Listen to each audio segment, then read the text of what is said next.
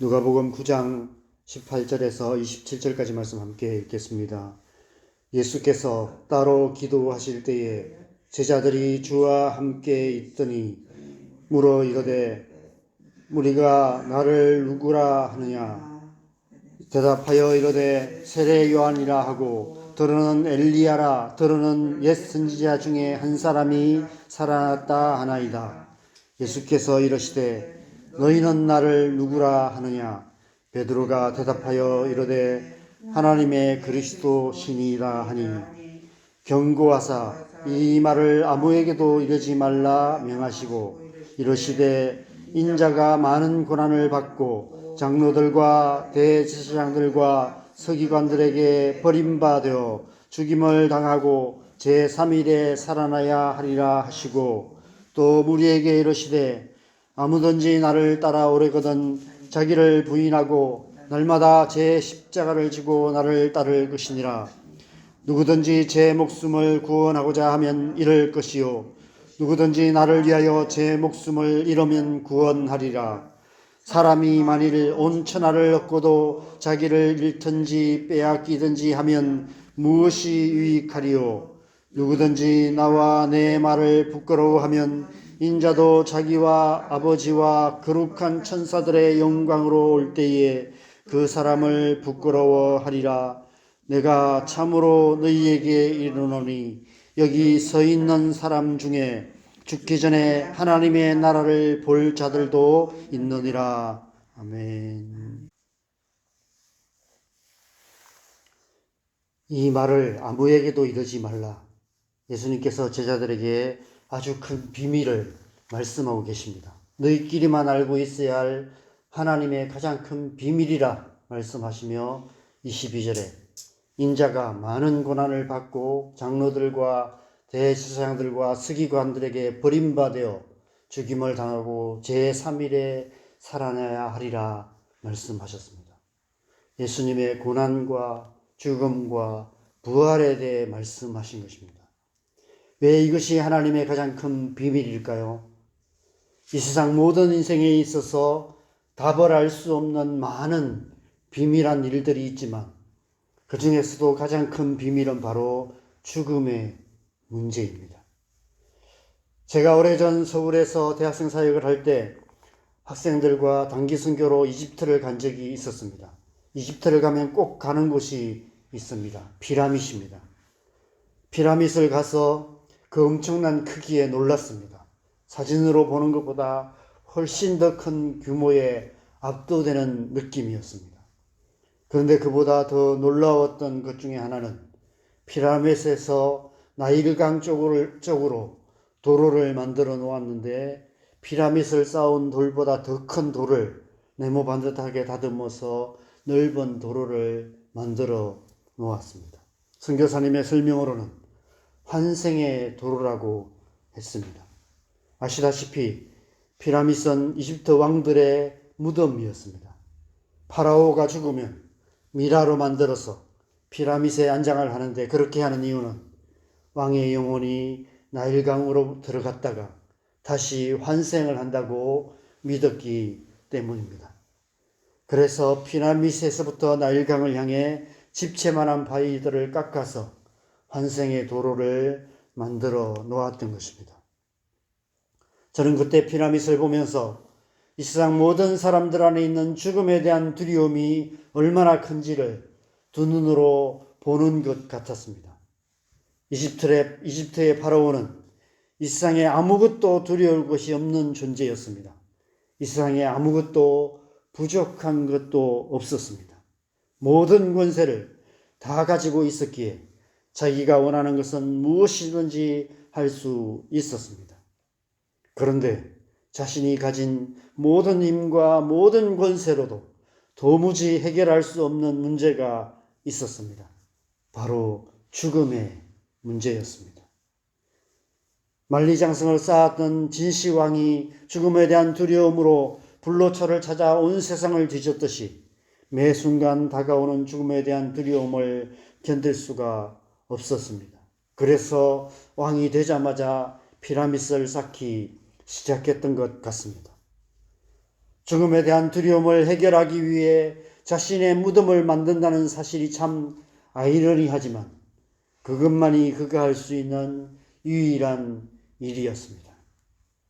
그래서 그는 죽음에 대한 두려움이 몰려올 때마다 자신이 죽고 나면 묻히게 될 피라밋을 쌓는 공사 현장을 찾곤 했을 것입니다. 거기서 스스로를 위로했을 것입니다. 두려워하지 마. 언젠가 다시 파라오로 환생할 거야. 거짓된 위로였지만 그것만이 그에게 유일한 위로였던 것입니다. 여러분, 우리가 죽음을 두려워하는 이유가 무엇입니까? 우리 안에 미지의 존재나 미지의 세계에 대한 두려움이 있기 때문입니다. 우리 인생의 가장 큰 미지의 세계는 바로 죽음 이후의 세계입니다. 죽음 이후의 세계가 어떤지 아무도 답해 줄 수 없기에 우리는 죽음을 두려워할 수밖에 없는 것입니다. 어쩌면 죽음 이후에 하나님의 심판이 있음을 우리의 이성은 알지 못해도 우리 영혼은 잘 알고 있기 때문에 죽음을 두려워하는지도 모릅니다. 이 세상 모든 사람들은 이집트 파라오의 피라밋만큼이나 큰 두려움을 안고 살아가고 있는 것입니다. 그런 세상에 예수님께서 오셨습니다.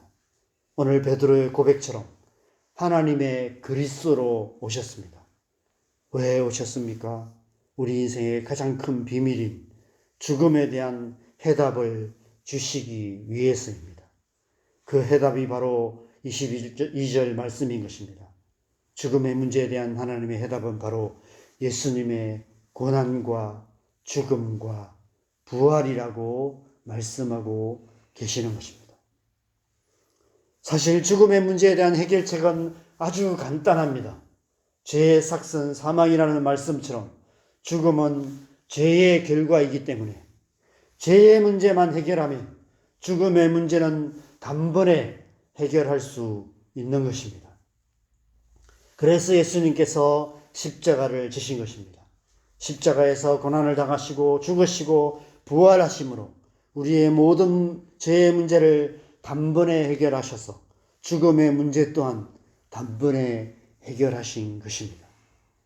그것이 바로 하나님의 가장 큰 비밀인 것입니다. 그래서 사도 바울은 그의 편지에서 예수님의 십자가가 은밀한 가운데 있는 하나님의 지혜이며 하나님의 비밀이라고 말씀하고 있는 것입니다. 예수님께서 지금 제자들에게 하나님의 가장 큰 비밀을 알려주고 계시는 것입니다. 이것을 아무에게도 이루지 말라라고 말씀하고 계시는 것입니다.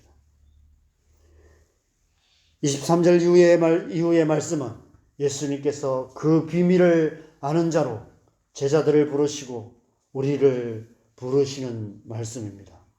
23절에 또 무리에게 이르시되 아무든지 나를 따라오려거든 자기를 부인하고 날마다 제 십자가를 지고 나를 따를 것이니라 말씀하십니다.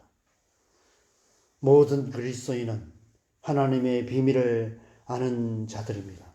우리가 날마다 주님을 따르고 자기 십자가를 지고 주님을 따를 수 있는 것은 바로 이 예수님을 통해서 예수님께서 말씀하신 하나님의 비밀을 알았기 때문입니다. 죽음에 대한 해답이 되시는 그 예수 그리스도를 우리가 알았기 때문입니다. 수많은 성도들이 기꺼이 자기 목숨까지 내어주며 예수님을 따랐던 이유가 그 때문입니다. 이 세상이 알지 못하는 비밀을 알았기 때문입니다. 세상의 권세를 다 가졌던 이집트의 파라오도 중국의 진나라의 황제 진시황도 알지 못했던 죽음의 문제에 대한 확실한 해답을 찾았기 때문입니다. 누가는 지금 데오빌로라는 이름의 로마 고위공직자에게 그 사실을 알려주고 있는 것입니다. 데오빌로가 어떤 사람이었는지 그의 신앙이 어떠했는지 자세히 알 수 없지만 분명 그는 그 당시 수많은 그리스도인들이 로마 황제의 잔혹한 박해를 받으면서도 끝까지 믿음을 지키며 죽음까지도 두려워하지 않고 기꺼이 순교하는 모습을 가까이에서 지켜보았을 것입니다. 그들을 보면서 자신이 알지 못하는 비밀을 알고 있는 자들이라는 생각이 들었을 것입니다. 어떻게 저들은 저런 극한 박해 속에서도 그리스도를 부인하지 않고 나는 주님을 모른다 한마디만 하면 살 수 있는데 그 말 한마디를 하지 않고 기꺼이 죽음을 맞이할 수 있는가? 저렇게 기쁘게 죽음을 맞이할 수 있는가? 그걸 보면서 늘 의아했을 것입니다. 죽음 앞에서도 두려워하지 않았고 기꺼이 죽음을 맞이하는 그들의 모습을 보면서 죽음을 이기는 비밀이 무엇일까 궁금했을 것입니다. 누가는 그래서 오늘 본문에서 그에게 그리고 저와 여러분에게 그리고 온 세상 모든 사람들에게 예수님께서 제자들에게 알려주신 비밀에 대해서 말씀하고 있는 것입니다. 예수 그리스도의 고난과 죽음과 부활이라는 하나님의 가장 큰 비밀을 알려주고 있는 것입니다. 마지막 27절에 내가 참으로 너희에게 이르노니 여기 서 있는 사람 중에 죽기 전에 하나님의 나라를 볼 자들도 있느니라 라는 말씀은 해석하기 어려운 말씀이어서 주석을 찾아보면 다양한 해석들이 있습니다. 5가지나 6가지로 여러 가지로 해석하고 오늘 본문 이후에 나오는 변화선 사건을 이야기하는 것이다. 이렇게 말하는 해석하는 해석도 있습니다. 그런데 저는 오늘 말씀을 묵상하면서 이 누가가 기록한 또 다른 성경인 사도행전 말씀이 생각났습니다. 사도행전 7장의 스데반의 순교 사건이 생각이 났습니다. 사도행전 7장 55절 56절에 보면 스데반이 순교를 할 때 성령이 충만하여서 하늘을 우러러 주목하여 하나님의 영광과 예수께서 하나님 우편에 서신 것을 보고 말하되 보라 하늘이 열리고 인자가 하나님 우편에 서신 것을 보노라 라고 선포했습니다. 그러자 무리들이 소리를 지르며 귀를 막고 그를 성 밖으로 내쳐 돌로 쳤고 그렇게 스데반은 순교를 했다라고 기록하고 있습니다. 오늘 본문 말씀 그대로 그는 죽기 전에 하나님의 나라를 보았던 것입니다. 아시다시피 예수님의 12제자는 사도 요한 한 사람 외에 모두가 순교했습니다. 그들 역시도 담대히 순교의 제물이 될 수 있었던 것은 아마 스데반처럼 죽기 전에 하나님의 나라를 보았기 때문일 것입니다. 초대교회 성도들이 기꺼이 순교자가 될 수 있었던 것도 그 때문일 것입니다. 제가 오래전에 저희 장모님으로부터 들은 얘기인데 지금은 없어진 지금은 교회로 바뀌었는데 진해 구국기도원이라는 곳이 있었습니다. 구국기도원 원장님이셨던 권사님께서 소천하실 때 갑자기 눈을 크게 뜨시고 박수를 치시면서 니들 눈에 저것이 안 보이냐? 예수님께서 천사들과 함께 두 팔 벌리고 서 계신다라고 말씀하시고 소천하셨다고 합니다. 그래서 그분이 소천하시는 모습을 보면서 은혜를 많이 받았다고 하셨습니다. 여러분, 그리스도인은 세상이 알지 못하는 하나님의 비밀을 아는 사람들입니다. 그래서 우리는 세상과 다르게 살고 세상과 다르게 죽음을 맞이할 수 있는 것입니다. 죽음을 두려워하여 날마다 피라밋을 쌓고 만리장성을 쌓아가는 삶이 아니라 먼저 그의 나라와 그 의를 구하며 날마다 제 십자가를 지고 주님을 따르는 삶을 살아가는 것입니다. 그래서 마침내 우리의 삶의 끝에서 하나님의 나라를 보게 되는 것입니다. 오늘 하루 그 믿음으로 주님께 더 가까이 나아가는 저와 여러분 되시기를 바랍니다. 오늘 하루도 제 십자가를 지고 자기를 부인하고 주님을 따르는 하나님의 백성으로 살아가는 저와 여러분 되시기를 주님의 이름으로 간절히 축원합니다. 함께 기도하겠습니다. 여러분, 우리는 하나님의 비밀인 예수 그리스도를 아는 사람들입니다. 예수님께서 우리 인생의 가장 큰 비밀인 죽음에 대한 비밀을 알려주셨습니다. 예수 그리스도께서 고난받으시고 십자가에 죽으시고 부활하심으로 그 모든 해답들을 우리에게 주셨습니다.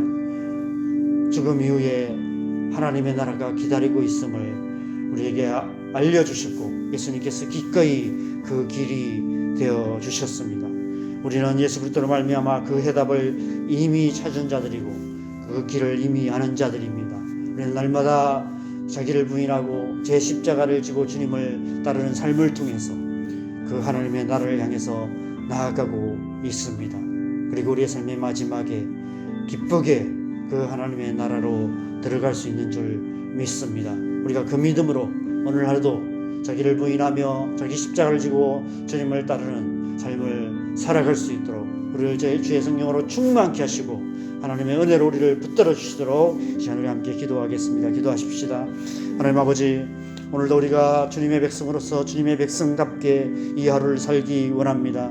우리가 그렇게 살아갈 수 있는 것은 우리의 삶의 마지막이 어디를 향하고 있고 하나님의 나라가 기다리고 있음을 알기 때문에 우리가 이 세상이나 세상에 있는 어떤 것들을 사랑하지 않고 죽음에 대한 두려움으로 피라미드를 쌓아가고 만리장성을 쌓던 우리의 이 세상에 있는 어떤 것들을 붙들고 살아가지 않고 영원한 하나님 나라를 소망하며 먼저 그의 나라와 의를 구하는 삶을 살아갈 수 있는 줄 믿습니다. 오늘날도 우리가 그런 삶 살아갈 수 있도록 주님의 영으로 우리를 충만케 하여 주시옵소서. 자기를 부인하며 자기 십자가를 지고 주님을 따르는 예수 그리스도의 제자의 삶을 살아갈 수 있도록 주님 은혜를 다하여 주시옵소서. 죽음조차도 두려워하지 않고 날마다 하나님 나라를 바라보며 살았던 그 하나님의 백성들처럼 우리 또한 그렇게 살아가게 하여 주시옵소서. 그런 삶을 통해서 우리의 삶의 마지막에 하나님 나라를 보게 하시고 하나님 나라에 기쁘게 들어가는 우리의 삶 될 수 있도록 주님 도우시고 은혜 베풀어 주시옵소서.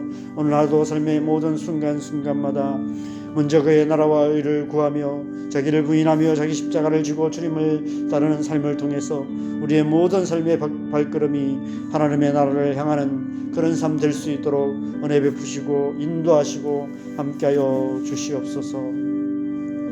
이 속에도 우리가 세 가지 기도 제목을 위해서 기도하겠습니다. 우리의 가정과 자녀들을 위해서 기도하십시다. 하나님의 은혜로 우리 가정들에 역사하여서 하나님 우리의 믿지 않는 가족들 주님 앞에 들어오게 하시고 무엇보다도 우리의 자녀들이 하나님의 은혜 받고 하나님의 사람으로 설 수 있도록 하나님의 나라를 향해 살아가는 자기를 부인하고 자기 십자가를 지고 주님을 따르는 예수님의 제자 될 수 있도록 우리의 자녀들을 위해서 기도하겠습니다. 교회를 위해서 기도하십시다.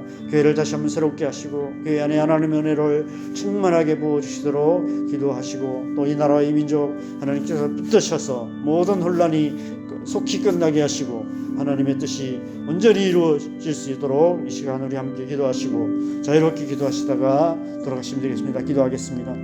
하나님 아버지, 이 새벽에 우리가 또 우리의 가족과 자녀들을 위해서 기도합니다. 우리의 가족